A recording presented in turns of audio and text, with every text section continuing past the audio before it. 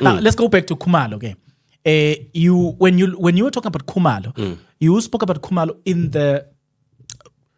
You were trying to make Khumalo as an example of competence. Yes. And you were tying that competence back to the music industry. Let's go back and look at Khumalo, how he does things. And then we'll come back to the issue of competence. We can highlight the competency by just simply looking at how Khumalo is doing his things. Well, I mean, even when he's explaining his things, he makes it easy for everyone to understand. It's not confusing. You understand? I've noted that. That's competence. Competence is you being able to explain. You know, that's why I love talking to kids. Because it trains me. I need to make them understand in their own terms. I love talking to kids and teaching kids. Because it trains me on how to explain to kids. That's why a lot of my explanations, I explain so well. People say, you know what? Your explanations, you help us understand. Yes, because I practice with kids. My neighbor's kids.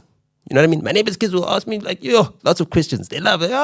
And then this, and then this, and then I'll answer, and then I'll answer, and then I'll answer, and then I'll answer, and then I'll answer. Then I'm figuring out from the way they ask the questions, how to answer in a way that will make them understand and give them perspective at the same time. So you are saying General Khumalo has that ability to explain something. Then you understand its meaning.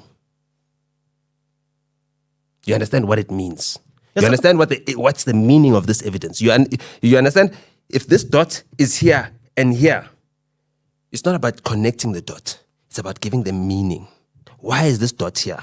Why does it align with this dot here? Why can their only position that the third dot be only here? But that's when you know their meaning. Do you understand what I'm saying? Yes. When you take the one input and you take the secondary input, and from making inferences between input A and B, you are able to then with certainty find input C. That's when you've got an equation. Okay. Khumalo. You're right? A plus B is equal to C, right? Yabona Khumalo. Now I understand why they hate him. And I understand if I was in their position, I'll also hate him. That guy, he looks like a guy. When he says, I'm going to deal with you, I'll make it example. You must be afraid. Because he's not just going to show up being driven by his emotions. He's going to be driven by logic. No, he's meticulous. He's very competent. Very highly competent. Much more competent than Mkhwanazi. In fact, Mkhwanazi is one of the least competent out of all those guys. Like, he's good with technical force stuff and all those things, jumping in, right? And he's a very confident speaker. So he's able to marshal teams and, motivate them and get them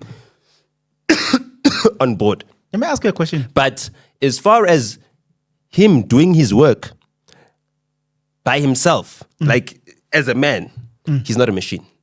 Khumalo's a machine. Okay, I get it. Let me ask you a question. Well, he could be a killing machine, but that's a different kind of machine.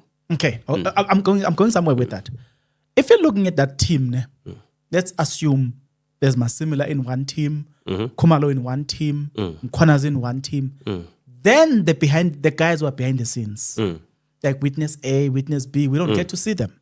But when you listen to them, you're like, oh, okay, I see.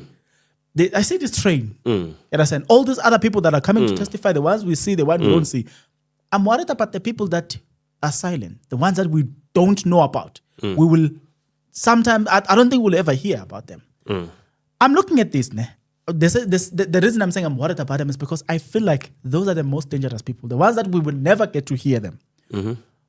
Why I'm saying I'm looking at them and I'm like, yeah, here there's intelligence. One, there's something that I've seen generally. You will find a person who like, but you Nota ufunani la, because Nota doesn't belong here. And then they take Bongan and place Bongan here, like, Bongan ufunan la, because Bongan doesn't belong here. Rather, Nota belongs here and Bongan belongs here. Hear me out. But in this case, these people, they understood that no, Mkhwanazi doesn't belong here. Mkhwanazi belongs here. Khumalo doesn't belong here. Khumalo belongs here. When you're looking at the team, like, yeah, like when you understand everyone's role, you're like, it suits their personality. It means someone must have sat and said, no, Mkhwanazi, I want you here. This is your role. Kuman, I want you here. This is your role. You excel here. That's the person I'm afraid of. Or the team. Those are people I'm afraid of. I don't know if you have noticed that. When you're looking at them, you're like, it makes sense why Mkhwanazi must be the front guy. Well, we'd have to look at the 2010 tender scandal. That's where we'll know it from. Because that's where everything actually formulated. Okay. That's when they'd all come back from. All the highest level of training for the SAPS happened before 2010. Okay. Right? Anti-terrorism training, all this stuff. So that's where they got graded. Okay. You understand? And it was a whole entire institution-wide, even down to police reservists, everything from top down. So that created the different divisions. And from that point onwards, you need to look at who ended up where and who they are working with for you to decide who are the different factions within the police. 2010 is the central point. It's after 2007. Because 2007, new administration, whatever, new thing, but they didn't have a new mandate properly. They weren't trained on new policing methods. The new policing methods that they're using right now are everything that they were trained with since 2010. The manuals, who are the instructors. Do you understand? All those things. Those are the people that are grooming the new policemen. That are identifying them and watching them. And they've been observing them for over 15 years now. You must remember that after that whole entire period, it took only 2 years for Mkhwanazi to be identified as someone who's possible. He was highly recommended. He was headhunted to be a temporary commissioner while they were sorting out the scandal that Bheki Cele got into with buying, using slush fund money to buy properties. Yes. You remember, he's the one that started this property buying thing. So he should know about free accommodation and unfree accommodation. You know what I mean? That's why he's taking advantage of free accommodation, because the last time he bought property, he lost his job.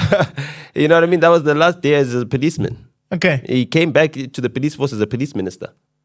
You understand what I'm saying? Okay. Someone who's got institutional knowledge, operational knowledge, when they come back, they can only come back to do what?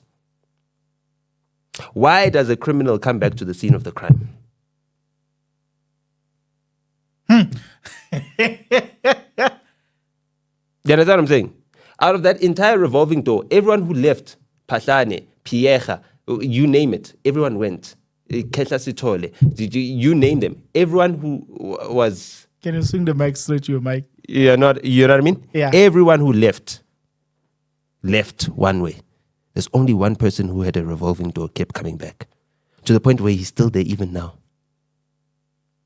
Even now, he was talking to Matlala in January. Before his arrest. Okay, I see where you're saying. You understand? Yeah. Matlala, who got the tender while he was a minister. You understand what I'm saying? And the all that committee was hired by him. And then the lady that adjudicated that ended up working for Medic 24 while he was still a minister. You understand? Because that thing was awarded in June. He only became on the 5th of July, right?